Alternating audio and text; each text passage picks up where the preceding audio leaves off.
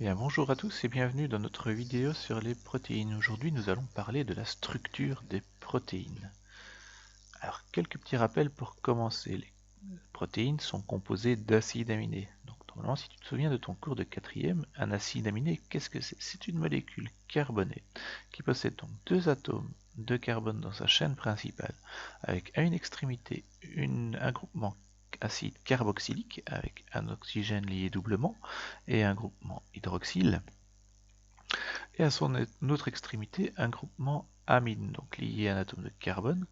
Donc le groupement amine, c'est un atome d'azote lié à deux atomes d'hydrogène. Le groupement carboxylique et le groupement amine sont séparés par un atome de carbone qui porte à la fois un atome d'hydrogène et ce qu'on appelle un radical ou chaîne latérale, qui peut être un simple atome d'hydrogène ou une chaîne carbonée beaucoup plus complexe, voire un cycle aromatique. C'est cette chaîne latérale, c'est ce radical qui va donner la nature de l'acide aminé. Pour le reste, cette structure ici que je souligne est pareille chez tous les acides aminés. Il n'y a vraiment que ce radical qui change. Alors quand on parle de structure chez les protéines, en fait on parle de 4 types de structures. La structure primaire, la structure secondaire, la tertiaire et la quaternaire. Voyons voir un peu de quoi il s'agit. La structure primaire, c'est simplement l'enchaînement des acides aminés de la protéine. Ici par exemple, tu as la représentation de la structure primaire du lysozyme. Tu sais, cet enzyme qui se trouve notamment dans la salive et qui permet la destruction de certaines bactéries. Tu vois que ce lysozyme, il a une extrémité amine et une extrémité acide carboxylique. Alors comment ces acides aminés sont liés les uns aux autres? Eh bien je te rappelle, c'est par la liaison peptidique. La liaison peptidique, c'est cette réaction qui se passe entre deux acides aminés. C'est une réaction de condensation. Condensation entre quoi et quoi? Entre le groupement hydroxyle d'un acide aminé et le groupement amine de l'autre. Tu vois qu'on va perdre un OH d'un côté sur le groupement carboxyle, un H sur le groupement amine, ce qui va donc nous donner la perte d'une molécule d'eau et permettre l'établissement d'une liaison entre les deux acides aminés. C'est ce qu'on appelle la liaison peptidique.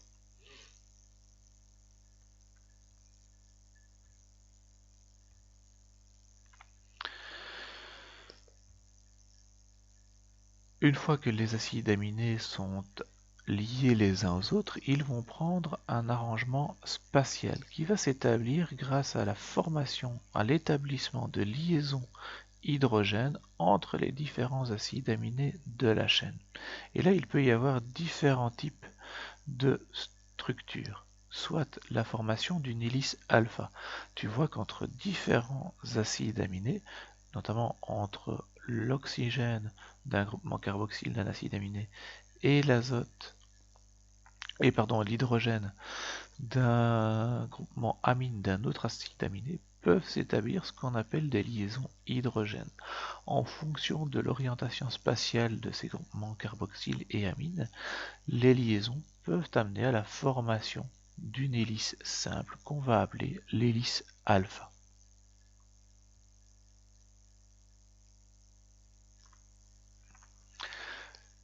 Si notre protéine fait des replis, si la séquence primaire de notre protéine fait comme ça des replis, il peut s'établir entre les différentes branches du repli d'autres liaisons hydrogènes, donc toujours entre le carbone et l'oxygène doublement liés et l'azote hydrogène d'un autre acide aminé, donc surtout entre l'hydrogène fatalement et l'oxygène d'un autre acide aminé.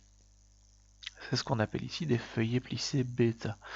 Tu vois qu'en fait, chaque groupement acide carboxylique et chaque groupement amine est dans un même plan pour un acide aminé et celui qui est en face, et il sera dans un autre plan pour l'acide aminé suivant, pour les acides aminés donc suivants, et ainsi de suite. C'est ce qu'on appelle le feuillet plissé bêta.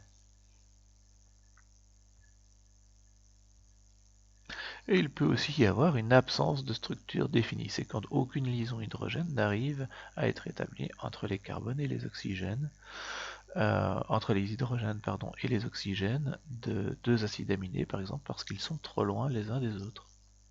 C'est l'absence de structure.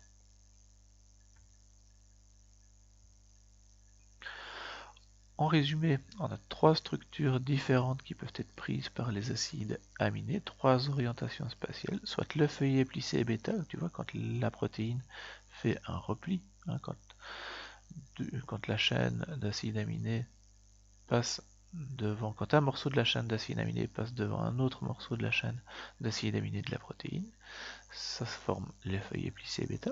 On peut avoir la formation d'hélices, c'est ce qu'on appelle les hélices alpha, ou on peut avoir une absence de structure si les acides aminés sont trop loin les uns des autres. Voilà donc pour ces structures en relation avec une protéine complète. Ça, c'est la structure secondaire. Mais alors, qu'est-ce que la structure tertiaire? Eh bien, la structure tertiaire, ça va être l'arrangement spatial de toutes ces structures dont on vient de parler. Entre ces différentes structures, entre les différentes parties de la chaîne, peuvent s'établir des ponts disulfure, d'autres liaisons hydrogènes, des liaisons covalentes, parce que certaines parties peuvent être chargées ou non, ou peuvent être polaires ou non.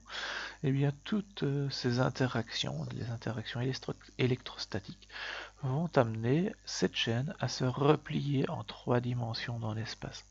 Et ce repliement en 3 dimensions dans l'espace, qui va donner la fonctionnalité à la protéine, va s'appeler la structure tertiaire. En effet, imaginons que la protéine soit relativement simple et ne soit composée que d'une seule chaîne d'acides aminés. On a vu en cinquième que notamment des protéines particulières, les anticorps, pouvaient interagir avec un antigène si elles avaient la bonne forme, la forme adéquate. Eh bien, la forme adéquate, elle est donnée par quoi? Elle est donnée justement par la structure tertiaire, donc par toutes ces interactions qui vont donner une forme en 3 dimensions à la protéine. Et si cette forme n'est pas celle attendue, eh bien la protéine ne sera pas fonctionnelle. Alors, comment est-ce que ça peut arriver? Par exemple, si un acide aminé est remplacé par un autre. Si on a des acides aminés qui sont différents, un acide aminé ne fût qu'un seul acide aminé qui est différent dans notre protéine, suite par exemple à une mutation, et nous y reviendrons, eh bien notre protéine ne prendra peut-être pas la forme adéquate, la forme qui la rend fonctionnelle, qui lui permet d'interagir avec tel antigène si c'est un anticorps, ou avec telle molécule du corps si c'est une autre enzyme, par exemple une amylase. Elle ne sera peut-être plus en mesure de couper les longs polymères d'amidon. Voilà pour la structure donc tertiaire. C'est vraiment tout ce repliement en 3 dimensions de la protéine. Et enfin, on en arrive à la structure quaternaire. Les protéines sont rarement composées d'une seule chaîne d'acides aminés. En effet, par exemple, je te donne tout de suite un exemple, l'hémoglobine est constituée de 4 chaînes différentes, de 4 polypeptides différents, qui ne sont pas liés physiquement les uns aux autres, mais qui sont en interaction, alors covalente ou électrostatique, peu importe, en tout cas qui sont en interaction les uns avec les autres. Ce sont donc bien 4 polypeptides différents qui proviennent, et ça tu l'étudieras par la suite, de 4 gènes différents qui vont s'unir pour former la protéine d'hémoglobine fonctionnelle. Au passage, tu vois qu'au centre de chacune de ces chaînes, on retrouve une structure aromatique qu'on appelle la porphyrine, qui contient en son centre un noyau fer qui va permettre le transport de l'oxygène. Et donc on a 4 chaînes, une chaîne alpha, une chaîne bêta, et 2 autres chaînes alpha et bêta ici, et donc qui sont différentes les unes des autres. Et bien l'organisation de différentes chaînes polypeptidiques les unes avec les autres, c'est ce qu'on appelle la structure quaternaire des protéines.